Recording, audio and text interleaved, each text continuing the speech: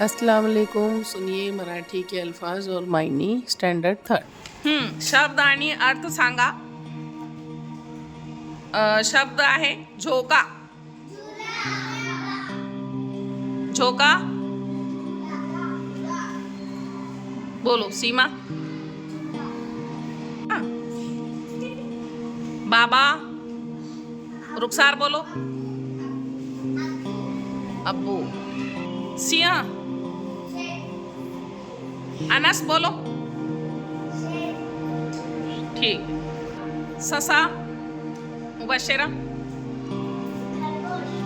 ठीक है। ताई लीजा।